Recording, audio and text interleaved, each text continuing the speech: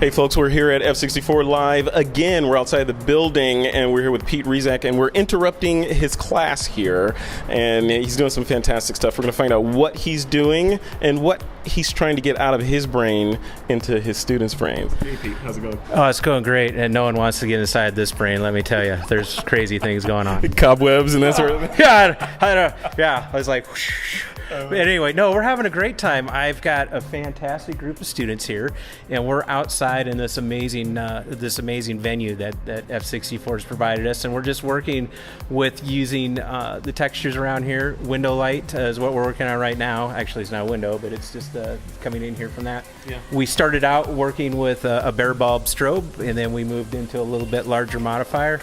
We have a couple of beautiful Disney princesses that are models here today, and they're just doing a fantastic job. Yeah. And so we're just having a really great time, and everyone's making great pictures. We're doing a little posing and all of that good stuff, and it's just fun. So for folks that want to get into photography and specifically model photography and this sort of work, and incorporating strobes and battling the sun in outdoor situations, how do you recommend they get started?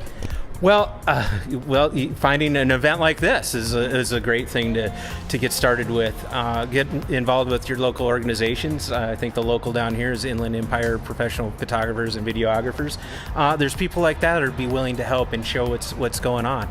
But I live in Reno. We don't have a lot of overhead coverage, and we don't have a lot of trees.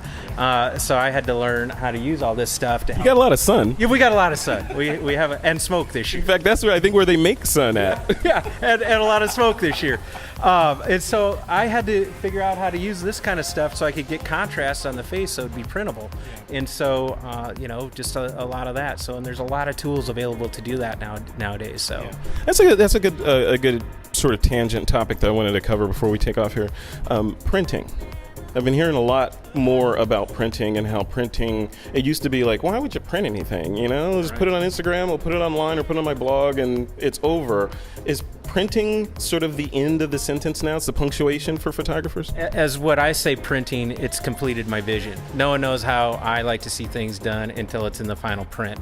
And so often, a lot of times you put things online and somebody might take it and decide that they need to put a filter on there or whatever, and that's not my vision. So now all of a sudden it becomes someone else's on that. So when it's in a print, it's done with that, but then it's also, you got something tangible to hang on to.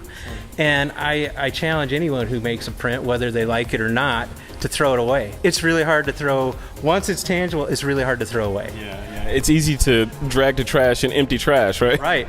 But it's really hard to throw it when it's there, but it's tangible. And, I've got stuff I printed several years ago. I look back at it and go, I'm still glad I have it. In fact, I had a guy this week that I acquired some photography equipment from his brother who passed away in 2001, and he printed stuff, and it was fun to go back through and look at what his deceased brother had reprinted. So it was fun to be able to go through that kind of stuff with him too. Cool. So all right, last question. This is a loaded question. You ready? You ready for this? How important is gear? That is a loaded question. We're all photographers and we all love toys, right? But I'm going to tell you the education, I consider education gear, and that stays with you forever. So invest in education, stuff like this. Learn a lot, because I don't know what kind of camera is going to be out next year and all that kind of stuff, but the skill behind running it will still with you. So how's that? Is that a loaded answer back? That is a good return serve, sir. And I would also say I've asked a lot of photographers that question. They'll either say that, it's the professional photographers, they will say that, or they'll say that, take that money that you were going to buy that next camera with and go on a trip and take photos and go to where the photos are versus, Well, I had an opportunity to see a photographer by the name of Kenny Rogers. Mm-hmm. He spoke at Professional Photographers of America several years ago, and the Kenny Rogers? The Kenny Rogers, and he's an amazing photographer. But one of the things that he'd said that really stood with me is that he found himself in extraordinary places, and he was able to make images, and so that was that. But he's very skilled on top of it. But there's a lot of truth in when you travel. If you find yourself in an extraordinary place, you can make an extraordinary image too. So, well, thanks for letting us interrupt your class.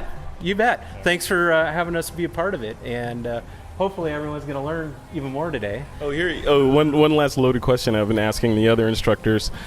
This is really loaded. Just brace yourself. Okay. Who is your best student today so far? Erica, our model. She's a photographer too, right? She's been helping out. No, they've all been doing a great job. They've all jumped in. That's what really makes it fun to teach, is when everyone's asking and doing stuff. So they've all been doing good. But we got to give props to our models too. And then Miss Raven over here, she's hiding. She's been awesome too. But Erica is also a photographer, so she's been able to contribute a few things, and that's been pretty amazing too. So fantastic. All right. All right. Thank you, sir. Thank you. All right.